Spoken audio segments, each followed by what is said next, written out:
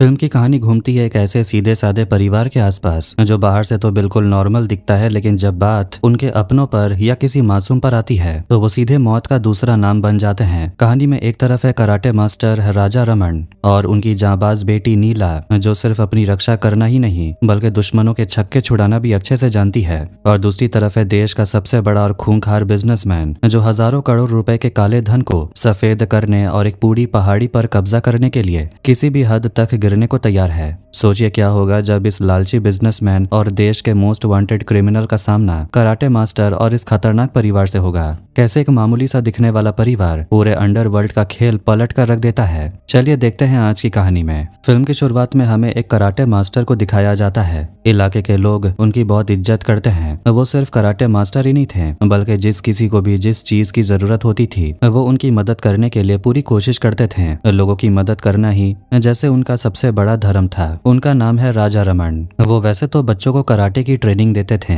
दूसरी तरफ राजा के परिवार को दिखाया जाता है। उनकी पत्नी का नाम वेनी है और बेटी का नाम नीला है। राजा का एक छोटा भाई भी है। इन तीन लोगों को मिलाकर राजा का एक छोटा और बहुत ही सुखी परिवार है। राजा का छोटा भाई एक मेडिकल स्टोर चलाता है और अभी तक शादी नहीं हुई है। वो सब मिलकर बहुत ही शांति से अपनी जिंदगी जी रहे थे। राजा की बेटी नीला बचपन से ही बहुत ही चुलबुली थी। एक दिन मोहल्ले के एक लड़के ने उसे मार दिया। उसकी शिकायत लेकर वो तुरंत अपने पापा के पास आती है। तब राजा अपनी बेटी को समझाते हैं कि गलती किसकी है ये मायने नहीं रखता, लेकिन अगर कोई बिना किसी वजह तुम्हें गाली दे या मारे तो तुम्हें अपने हक के लिए खुद खड़ा होना पड़ेगा। वो अपनी बेटी से कहते हैं कि अभी जाओ और उस लड़के का सामना करो। पापा की बात सुनकर नीला वापस मोहल्ले में जाती है, लेकिन वो लड़का इस बार उसे पहले से भी ज्यादा बुरी तरह मार देता है। नीला फिर रोते हुए अपने पापा के पास जाती और कहती है, पापा मैं भी कराटे सीखूंगी ताकि मैं खुद के लिए खड़ी हो सकूं। अगर कोई मेरे साथ गलत करे तो मैं उसका सामना कर सकूं। अपनी बेटी के मुंह से ये सुनकर राजा बहुत खुश होते हैं और उसी दिन से नीला को कराटे सिखाना शुरू कर देते हैं। नीला बहुत ही समझदार और तेज दिमाग लड़की थी। इसी वजह से वो बहुत ही कम समय में कराटे में बहुत अच्छी हो जाती है। समय बीतता जाता है और नीला कराटे में बेहतरीन परफॉर्म करने लगती है। कुछ समय बाद उनके इलाके में कराटे का एक बहुत बड़ा टूर्नामेंट अनाउंस होता है जिसमें नीला भी हिस्सा लेती है। आखिरकार टूर्नामेंट का दिन आता है, लेकिन बदकिस्मती से नीला अपने पहले राउंड में ही हार जाती है। इस हार से नीला का दिल टूट जाता है। उसका खुद पर से भरोसा उठने लगता है और वो सोचने लगती है कि शायद कराटे उसके बस की बात नहीं है। अपनी बेटी को इस तरह हिम्मत हारते देखकर राजा उसे संभालते हैं और अपने जीवन का एक किस्सा सुनाते हैं। वो कहते हैं, जब मैंने पहली बार कराटे सीखना शुरू किया था तो मैं भी अपना पहला मैच हार गया था, लेकिन उस हार ने मुझे बहुत कुछ सिखाया। उसके बाद मैंने अपनी ट्रेनिंग की कमियों को दूर किया और पहले से भी ज्यादा मेहनत करने लगा ताकि अगली बार मुझे कोई हरा ना सके। मेहनत करते करते मैं जिंदगी के उस मुकाम पर पहुंच गया जहाँ से मुझे कभी पीछे मुड़कर नहीं देखना पड़ा। इसलिए हारना कोई बुरी बात नहीं है, बशर्ते तुम उस हार से कोई सीख ले सको। पापा की बातें सुनकर नीला के अंदर खोया हुआ आत्मविश्वास वापस आ जाता है। वो और भी ज्यादा लगन से ट्रेनिंग शुरू कर देती है। वो इस बात पर ध्यान देती है कि उसकी कमियां कहाँ है और उन्हीं पर काम करती है। काफी समय बीत जाने के बाद नीला पहले से ही कहीं ज्यादा बेहतरीन फाइटर बन जाती है। इसके बाद एक और टूर्नामेंट आता है। इस बार नीला बहुत शानदार परफॉर्म करती है और वो टूर्नामेंट जीत जाती है। जीतने के बाद वो उसी लड़के से मिलने जाती है जिसने बचपन में उसे मारा था और उसे हमेशा परेशान किया करता था। नीला यहाँ अपना पुराना हिसाब बराबर करने आई थी। हालांकि नीला का ये लड़ाकू स्वभाव उसकी माँ को बिल्कुल पसंद नहीं था। वो हमेशा राजा से कहती थी, लड़कियों को ये मारपीट करना मुझे बिल्कुल अच्छा नहीं लगता। बड़ी होने पर क्या हम इसकी शादी नहीं करेंगे? अगर इसका ऐसा ही स्वभाव रहा तो कोई भी लड़का इससे शादी नहीं करेगा। लेकिन राजा अपनी पत्नी को समझाते हुए कहते हैं, इसकी चिंता तुम मत करो। मेरी बेटी जब काबिल बनेगी तो लड़कों की लाइन लग जाएगी। और एक बात याद रखो, लड़कियां अचानक किसी भी मुसीबत में फंस सकती हैं और हर वक्त उन्हें बचाने के लिए कोई मौजूद नहीं रहेगा। इसलिए मैं अपनी बेटी को ऐसा बना रहा हूँ कि वो अपनी सुरक्षा खुद कर सके। इसी सोच के साथ राजा अपनी बेटी को मजबूत और आत्मनिर्भर बना रहे थे। इसके बाद कुछ साल बीत जाते हैं। नीला अब बड़ी हो चुकी थी और उसकी पढ़ाई भी पूरी हो चुकी है। वो नौकरी की तैयारी कर रही थी। उसके पापा अब भी कराटे सिखाते थे, माँ घर का काम संभालती थी और चाचा अपना मेडिकल स्टोर चलाते थे। दूसरी तरफ कहानी में हारून नाम के एक आदमी की एंट्री होती है जो देश के सबसे बड़े बिजनेसमैन में से एक है। हारून की बहुत बड़ी कंपनी है। वो पैसा कमाने के लिए किसी भी हद तक जा सकता है, चाहे वो काम कितना ही घटिया क्यों ना हो। पैसा कमाना वजह से उसका एक नशा बन चुका था। उसकी कंपनी का मुख्य काम अलग अलग जंगलों में रिसर्च करके वहां छिपे मिनरल्स को ढूंढना और उन्हें विदेशों में बेचना था। रिसर्च करते करते उसकी नजर झाड़ू नाम के एक पहाड़ी पर पड़ती है। इस पहाड़ी पर कई पीढ़ियों से हजारों परिवार रहते आ रहे थे। हारून को पता चलता है कि इस पहाड़ी के नीचे बहुत कीमती खनिज पदार्थ छिपे हैं, इसीलिए वो उन कीमती चीजों को हासिल करने के लिए वहां के गांवों को उस पहाड़ के आसपास से हटाना चाहता था। इस मिशन में पैसे के लालच में आकर कुछ मंत्री भी हारून का साथ देते हैं। वो भारी रकम देकर वहां के भोले भाले लोगों को वहां से खदेड़ने का प्लान बनाता है। इसी बीच अलग अलग सरकारी एग्जाम्स देते देते नीला को एक बहुत ही अच्छी नौकरी मिल जाती है। उसकी जिंदगी में सब कुछ बहुत बढ़िया चल रहा था और नौकरी भी बिल्कुल वैसी थी जैसे वो चाहती थी। इस तरह कुछ और दिन बीत जाते हैं। इसके बाद अचानक एक दिन नीला का मैनेजर जबरदस्ती उसके साथ गलत काम करने की कोशिश करता है, लेकिन नीला चुप रहने वाली लड़की नहीं थी। वो कराटे भी बहुत अच्छे तरीके से जानती थी, इसीलिए वो अपने मैनेजर की जमकर धुलाई कर देती है। यही नहीं, वो अपने ऑफिस आकर इस पूरे घटना के बारे में कंपनी के बाकी लोगों को भी बता देती है। असल में उस मैनेजर का चरित्र पहले से ही खराब था और ये बात ऑफिस के लोग पहले से जानते थे। उसने पहले भी कई लड़कियों के साथ ऐसी हरकतें करने की कोशिश की थी, लेकिन इस बार नीला की हिम्मत की वजह से उसका असली चेहरा सबके सामने आ गया। बाकी जिन लड़कियों के साथ उसने गलत किया था वो भी सामने आ जाती हैं और सबके सामने उस मैनेजर का हिसाब किया जाता है। इसी तरह एक रात जब नीला ऑफिस से बस के जरिए घर लौट रही थी, तब उसने देखा कि कुछ गुंडे एक बुजुर्ग औरत को परेशान कर रहे थे। वो गुंडे उस औरत को धमकी दे रहे थे कि अगर उसने अपनी जमीन के कागज उनके हवाले नहीं किए तो वो उनके बेटे को उठा ले जाएंगे। ये देखकर नीला तुरंत उस लफड़े में कूद पड़ती है। बचपन से ही उसके पापा ने सिखाया था कि सिर्फ खुद के साथ गलत होने पर ही आवाज नहीं उठानी है, बल्कि आसपास किसी और के साथ भी कुछ भी गलत हो तो उसका विरोध करना चाहिए। नीला वहां उन सभी गुंडों को मार मार कर भगा देती है और उस औरत को बचा लेती है। जब वो फाइट करके घर पहुंचती है तो उसकी माँ को इस बारे में पता चल जाता है। ये सुनकर नीला की माँ बहुत परेशान होती है। नीला हमेशा दूसरों को बचाने के चक्कर में खुद मुसीबत में पड़ जाती थी, इसीलिए उसकी माँ को डर रहता था कि किसी दिन वो किसी बहुत बड़े झंझट में फंस न जाए। इस बात को लेकर अक्सर घर में नीला की माँ उसे टोकती रहती थी, लेकिन नीला के पापा और उसके चाचा हमेशा नीला का ही साथ देते थे। दूसरी तरफ हारून अपने प्रोजेक्ट को आगे बढ़ाने की तैयारी में लगा था। मंत्रियों को उनकी रिश्वत का पैसा देना था, इसीलिए वो अपने काले धन को सफेद करना चाहता था। इस काम के लिए वो अभिराम नाम के एक हवाला कारोबारी की मदद लेता है, जो सालों से इस काले धंधे में शामिल था और पुलिस कभी उसके आसपास भी नहीं भटक पाई थी। वो दोनों मिलकर हजारों करोड़ रुपए को सफेद करने का एक बड़ा प्लान बनाते हैं। इस प्लान के हिसाब से उनके पास 100 रुपए का एक नोट होता है, जिसे बीच से फाड़ कर 2 टुकड़े किए गए थे।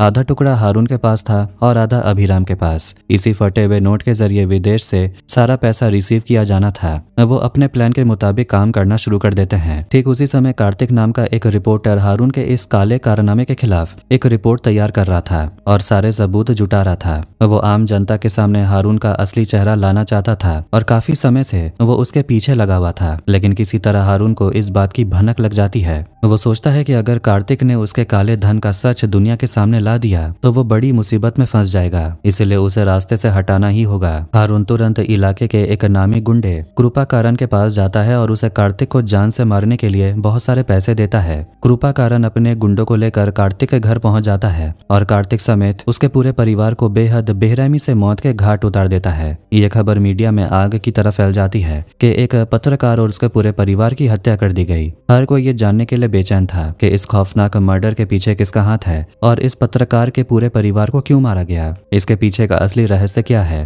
पुलिस काफी छानबीन करती है पर उन्हें कोई सुराग नहीं मिलता। इसी बीच राजा और उनका परिवार अपनी खूबसूरत जिंदगी जी रहे थे, लेकिन उन्हें इस बात का जरा भी अंदाजा नहीं था कि बहुत जल्द ही वो भी एक बहुत बड़ी मुसीबत में फंसने वाले हैं। उधर हारून का काम पूरे जोर शोर से चल रहा था। उसका मकसद पूरी पहाड़ी को अपने कब्जे में लेकर वहां से कीमती खनिज निकालना था और उन्हें विदेशों में बेचकर खूब पैसा कमाना था। वहीं कहानी में टोबी नाम का एक अपराधी की एंट्री होती है, जो जेल से छूटकर बाहर आता है। वो एक औरत के गले से चेन छीनते हुए पुलिस के हत्थे चढ़ जाता है। तब टोबी जेल से अपने घर पहुंचता है तो उसकी पत्नी उस पर बहुत ज्यादा गुस्सा होती है। वो कहती है, तुम हर बार कोई ना कोई जुर्म करके जेल के अंदर चले जाते हो और भुगतना हमारे परिवार को पड़ता है। लोग आकर हमें ताना मारते हैं, क्या तुम गलत काम छोड़ नहीं सकते। पत्नी की बात सुनकर टोबी भी मन में ठान लेता है कि इस बार वो कोई अच्छा काम ढूंढेगा ताकि उसके वजह से उसके परिवार को शर्मिंदा ना होना पड़े। इसलिए वो अपने एक दोस्त से मिलता है और मदद मांगता है। उसका दोस्त कहता है कि वो कल ही कृपाकारण के आदमियों से मिलेंगे और उनके गैंग से कोई काम मांगेंगे। दूसरी तरफ अभिराम भी अपने मिशन के लिए तैयार हो रहा था। अगले ही दिन उसे दुबई जाना था ताकि 1000 करोड़ के काले धन को सफेद करने का प्रोसेस शुरू किया जाए। दुबई की फ्लाइट पकड़ने से पहले अभिराम शराब पीने के लिए एक बार में जाता है, जहां जमकर नशा करने के बाद जब वो कार से अपने घर लौट रहा था तो उसकी कार का एक बहुत ही भयानक एक्सीडेंट हो जाता है। अभिराम की हालत बेहद नाजुक हो जाती है। कुछ ही देर में पुलिस मौके पर पहुंचती है और उसे इलाज के लिए हॉस्पिटल में एडमिट कराती है। पुलिस को बिल्कुल अंदाजा नहीं था कि उन्होंने कितने बड़े अपराधी की जान बचाई है। इधर हारून लगातार अभिराम को फोन लगा रहा था पर उसका फोन नॉट रीचेबल आ रहा था। हारून के पूरे प्लान की मुख्य कड़ी अभिराम ही था, क्योंकि उसके पास उस फटे हुए 100 के नोट का आधा हिस्सा था जिससे दुबई में पैसे मिलने थे। उस वक्त उस फटे नोट की कीमत 1000 करोड़ रुपए के बराबर थी। आखिरकार हारून को पता चलता है कि अभिराम का एक्सीडेंट हो गया है और पुलिस ने उसे हॉस्पिटल में भर्ती कराया है। ये सुनते ही हारून के होश उड़ जाते हैं। अगर पुलिस ने अभिराम को पहचान लिया या उसे पकड़ लिया तो उसका पूरा खेल चौपट हो जाएगा। वो तुरंत अपने गुंडों को उस हॉस्पिटल में भेजता है ताकि वो वहां से अभिराम को उठाकर ला सकें। कुछ ही देर में गुंडे हॉस्पिटल पहुंच जाते हैं, लेकिन उन्हें देखकर पुलिस को शक हो जाता है कि एक घायल मरीज को ले जाने के लिए इतने सारे लोग क्यों आए हैं। जब पुलिस उन गुंडों के पास हथियार देखती है तो उन्हें समझते देर नहीं लगती कि कोई बहुत बड़ी गड़बड़ है। पुलिस उनसे पूछताछ शुरू कर देती है, जिससे बात बिगड़ जाती है और हॉस्पिटल के अंदर ही पुलिस और गुंडों के बीच भयंकर हाथापाई शुरू हो जाती है। तभी हॉस्पिटल में बात इतनी बिगड़ जाती है कि पुलिस को मजबूरन अभिराम के पैर में गोली मारनी पड़ती है। पुलिस ने ऐसा इसलिए किया ताकि अभिराम किसी भी कीमत पर वहां से भाग न सके। वहां का माहौल बहुत ज्यादा खराब होते देखकर गुंडे समझ जाते हैं कि अब यहाँ रुकना ठीक नहीं, इसलिए वो पीछे हटने पर मजबूर हो जाते हैं। इधर पुलिस भी समझ जाती है कि कोई ना कोई बड़ा झोल जरूर है। वो सोचने लगते हैं कि आखिर ये घायल आदमी कौन है और इसे छुड़ाने के लिए इतने सारे गुंडे क्यों आए हैं। पुलिस इन सब बातों की छानबीन शुरू करती है तो मामला और भी पेचीदा हो जाता है। इसी बीच अभिराम अपनी रखवाली कर रहे कांस्टेबल पर हमला करके उसे घायल कर देता है और हॉस्पिटल से भागने में कामयाब हो जाता है। इस घटना के बाद पुलिस और भी ज्यादा एक्टिव हो जाती है और अभिराम की तलाश तेज कर देती है। तभी जांच के दौरान पुलिस को अभिराम की असली पहचान पता चलती है। ये जानते ही पुलिस वाले बुरी तरह डर जाते हैं। असल में बहुत समय पहले कुछ पुलिस वालों ने मिलकर अभिराम को पकड़ने के लिए उस पर हमला किया था, लेकिन बाद में उन सभी पुलिस वालों की लाशें मिली थी। उसका नाम सुनते ही बड़े बड़े पुलिस ऑफिसरों के पसीने छूट जाते हैं। वो बाकी पुलिस वालों को वार्निंग देते हैं कि अगर अभिराम के खिलाफ कोई भी कदम उठाना है तो पूरे सबूत और पूरी तैयारी के साथ ही काम शुरू करना होगा। दूसरी तरफ हॉस्पिटल से भागने के बाद अभिराम अपने लोकल गुंडों के अड्डे पर पहुंचता है। एक्सीडेंट की वजह से उसकी हालत बहुत खराब थी, इसीलिए डॉक्टर ने उसे आराम करने की सलाह दी थी और कुछ जरूरी दवाइयां लिख कर दी थी। लेकिन दिक्कत ये थी कि पूरी पुलिस उसे ढूंढ रही थी, जिस वजह से उसके खास गुंडे भी सीधे मेडिकल स्टोर जाकर दवाई खरीदने की हिम्मत नहीं कर पा रहे थे। उधर अभिराम को अगले ही दिन दुबई के लिए निकलना था, लेकिन उसके पास वक्त बहुत कम था। तभी उनकी नजर टोबी पर पड़ती है, जबकि टोबी उनके गैंग में बिल्कुल नया था, इसलिए पुलिस को उस पर शक नहीं होगा। ये सोचकर वो उसे दवाइयों की लिस्ट थमाकर मेडिकल स्टोर भेज देते हैं। टोबी दवाइयां लेने उसी मेडिकल स्टोर पर पहुंचता है जिसे राजा का छोटा भाई चलाता है, लेकिन उस वक्त दुकान पर चाचा नहीं थे बल्कि नीला बैठी हुई थी। टोबी जब दवाइयां ले रहा था तभी वो अपनी आदत से मजबूर होकर चाकू निकाल लेता है और नीला को डराने की कोशिश करता है। इतना सब होने के बाद भी नीला बिल्कुल नहीं घबराती और चुपचाप उसे दवाइयां देने लगती है। वो वहाँ कोई तमाशा या लड़ाई नहीं चाहती थी, क्योंकि उसकी माँ हमेशा उसे शांति से रहने को बोलती थी। अब वो बड़ी हो चुकी थी और उसकी शादी की उम्र थी, इसलिए वो नहीं चाहती थी कि उसकी वजह से उसका परिवार किसी मुसीबत में पड़े। लेकिन दवाइयां लेकर जाने से पहले टोबी चालाकी से नीला के गले की चेन छीनने की कोशिश करता है। ये देखते ही नीला का गुस्सा 7वें आसमान पर पहुंच जाता है। वो टोबी की जमकर धुलाई करना शुरू करती है। वहाँ का नजारा बिल्कुल बदल जाता है और आसपास के लोग तुरंत पुलिस को फोन कर देते हैं। पुलिस मौके पर आकर टोबी को गिरफ्तार कर लेती है। काफी देर होने के बाद भी जब टोबी वापस नहीं लौटता तो अभिराम और उसके आदमी चिंता में पड़ जाते हैं। तभी टोबी किसी तरह पुलिस स्टेशन से उन्हें कॉल करता है और बताता है कि पुलिस ने उसे अरेस्ट कर लिया। ये सुनकर अभिराम समझ जाता है कि दूसरों के भरोसे रहने से काम नहीं चलेगा।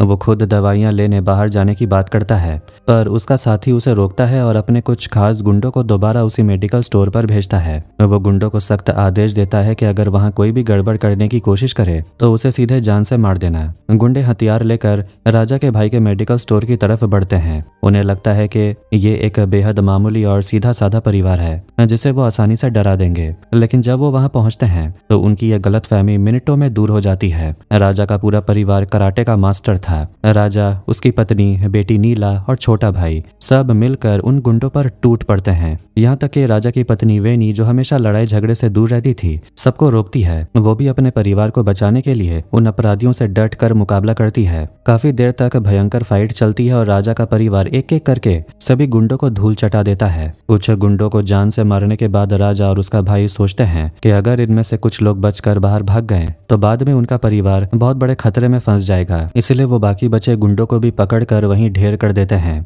इसके बाद पूरा परिवार उन लाशों को ठिकाने लगाने के काम में जुट जाता है, क्योंकि अगर किसी ने भी देख लिया तो उनका पूरा परिवार जेल पहुंच जाएगा। दूसरी तरफ जिस आदमी ने इन गुंडों को भेजा था वो बहुत परेशान हो जाता है। काफी समय बीत जाने के बाद भी कोई वापस नहीं आया था और उनके फोन भी नॉट रीचेबल आ रहे थे। उसे समझ नहीं आ रहा था कि आखिर मांजरा है क्या, सिर्फ दवाई लेने में इतनी बड़ी आफत क्यों आ गई और इतनी देर क्यों हो रही है। वो खुद वहां जाने का फैसला करता है। तभी उसे याद आता है कि उसकी सबसे कीमती चीज उसी के पास है, वो फटा हुआ 100 का नोट जो हजारों करोड़ के काले धन को सफेद करने की चाबी है। वो नोट उसके एक पर्स में रखा हुआ था। तभी अभिराम वहां आता है और उस पर्स को ढूंढना शुरू करता है। काफी खोजने के बाद जब पर्स कहीं नहीं मिलता तब अभिराम को याद आता है कि जो लोग राजा के परिवार पर हमला करने गए उन्हीं में से एक आदमी गलती से वो पर्स अपने साथ ले गया था। अभिराम तुरंत फैसला करता है कि वो खुद वहां जाएगा और अपना पर्स वापस लेकर आएगा। उसे अभी यही लग रहा था कि उसके आदमियों ने अब तक राजा और उसके परिवार को खत्म कर दिया होगा। उसने सपने में भी नहीं सोचा था कि उसके ट्रेंड गुंडे एक साधारण से दिखने वाले परिवार के हाथों मारे जा चुके हैं। अभिराम सीधे उनके घर पहुंच जाता है। इस वक्त राजा घर पर मौजूद नहीं था, क्योंकि वो उन गुंडों की लाशों को ठिकाने लगाने गया हुआ था। घर पर सिर्फ नीला और उसकी माँ वेनी थी। अभिराम घर के अंदर घुसते ही माँ बेटी पर बंदूक तान देता है और उस पर्स के बारे में पूछताछ शुरू कर देता है। तभी नीला और उसकी माँ को लगता है कि यह आदमी उसी गैंग का हिस्सा है जिसने कुछ देर पहले ही उन पर हमला किया था। इसलिए माँ बेटी मिलकर उसे काबू में करने की कोशिश करते हैं। लेकिन अभिराम कोई मामूली गुंडा नहीं था, वो एक बेहतरीन फाइटर था। इसी वजह से माँ और बेटी मिलकर भी उसे आसानी से गिरा नहीं पा रही थी और उनके बीच काफी देर तक भयंकर फाइट चलती है। तभी वहां राजा भी पहुंच जाता है। घर का माहौल देखकर वो एक पल में सारा माजरा समझ जाता है और तुरंत फाइट में कूद पड़ता है।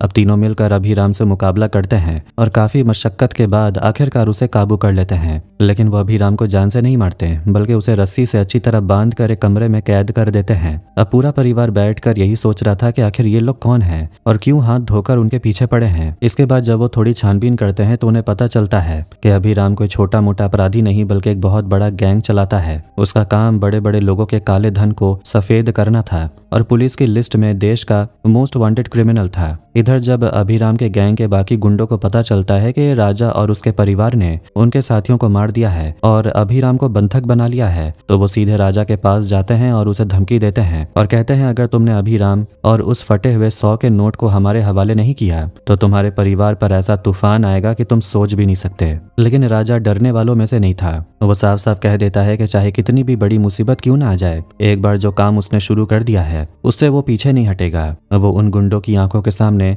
उस 100 के फटे नोट के टुकड़े टुकड़े कर देता है। ये देखकर अभिराम की हालत खराब हो जाती है, क्योंकि उसी आधे नोट के दम पर वो हजारों करोड़ रुपए हासिल करने वाला था। पर अब नोट फटने के बाद उसका पूरा खेल ही बिगड़ चुका था। उधर हारून लगातार अभिराम को फोन मिला रहा था। उसे समझ नहीं आ रहा कि इतनी बड़ी डील जो अब तक बिल्कुल सही चल रही थी वो अचानक इस तरह खतरे में कैसे पड़ गई। अब राजा इस पूरी साजिश की जड़ तक पहुंचना चाहता था, इसलिए वो उन गुंडों में से एक को पकड़ लेता है और कड़ाई से पूछताछ शुरू करता है। तब जाकर उसे पता चलता है कि उस 100 के नोट के जरिए हजारों करोड़ का लेन देन होने वाला था और उस रकम से पहाड़ी के पूरे इलाके को खरीदने का प्लान था। हारून वहां के हजारों परिवार को बेघर करके उस जगह पर कब्जा करना चाहता था, ताकि वहां से कीमती खनिज निकाल कर विदेशों में बेच सके। ये सारा सच जानने के बाद राजा और उसकी बेटी नीला फैसला करते हैं इस बात की जानकारी पुलिस को मिलनी चाहिए। राजा अपने कराटे क्लास में आने वाले एक पुलिस ऑफिसर से कांटेक्ट करता है और उसके जरिए सारे सबूत पुलिस के बड़े अधिकारियों तक पहुंचा देता है। लेकिन राजा ये भी जानता था कि अगर इस बीमारी को जड़ से खत्म करना है तो इस खेल के हर खिलाड़ी का खात्मा करना होगा। इसलिए वो सबसे पहले अभिराम को रास्ते से हटा देता है और उस 100 के नोट का भी हमेशा के लिए बंदोबस्त कर देता है। अब आखिरी और सबसे बड़ी जिम्मेदारी बाकी थी। वो था देश का सबसे बड़ा बिजनेसमैन हारून। इसलिए राजा और नीला सीधे हारून के ठिकाने पर पहुंच जाते हैं। जब हारून इस बाप बेटी को अपने सामने देखता है तो उसे अपनी आंखों पर यकीन नहीं होता कि इन मामूली लोगों ने इसके इतने बड़े इंटरनेशनल प्लान को मिट्टी में मिला दिया। राजा सीधे हारून की आंखों में आंखें डालकर कहता है, सिर्फ पैसों के लालच में हजारों बेकसूर लोगों को बर्बाद करना बिल्कुल गलत है। उन लोगों की जिंदगी उस जमीन से जुड़ी है और तुमको उनका आशियाना छीनने का कोई हक नहीं। तुम लोगों ने क्या सोचा था कि तुम्हारे इस काले कारनामे पर किसी की नजर नहीं पड़ेगी और तुम्हारे खिलाफ कोई खड़ा नहीं होगा? एक बात हमेशा याद रखना, दुनिया में आज भी ऐसे लोग मौजूद हैं जो तुम जैसे दरिंदों के सामने झुकने से जरा भी नहीं डरते हैं। ये सुनते ही हारून के इशारे पर उसके सारे बॉडीगार्ड्स राजा और नीला पर हमला कर देते हैं। दोनों तरफ से जबरदस्त फाइट शुरू हो जाती है। राजा और नीला मिलकर उन गुंडों को कुत्तों की तरह पीटते हैं। देखते ही देखते बाप बेटी की ये जोड़ी सभी बॉडीगार्ड्स को धूल चटा देती है। अब मैदान में सिर्फ हारून बचता है। इसके बाद राजा और हारून के बीच आमने सामने की खूंखार फाइट शुरू होती है। दोनों ही एक से बढ़कर एक फाइटर थे और ऐसा लग रहा था मानो दो शेर की लड़ाई हो रही हो। कुछ ही देर में राजा अपनी कराटे क्लास का इस्तेमाल करके हारून को जमीन पर पटक देता है और आखिरी वार करके उसे हमेशा के लिए ऊपर पहुंचा देता है।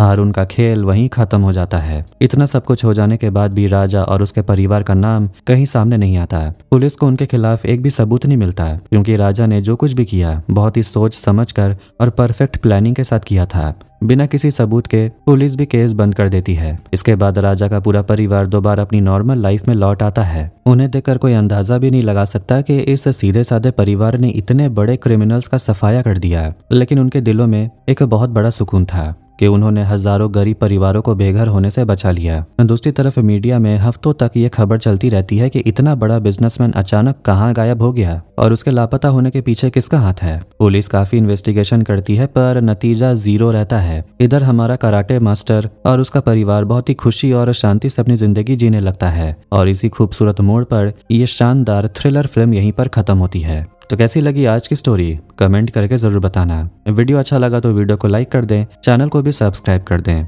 मिलते हैं नेक्स्ट वीडियो में। Take care.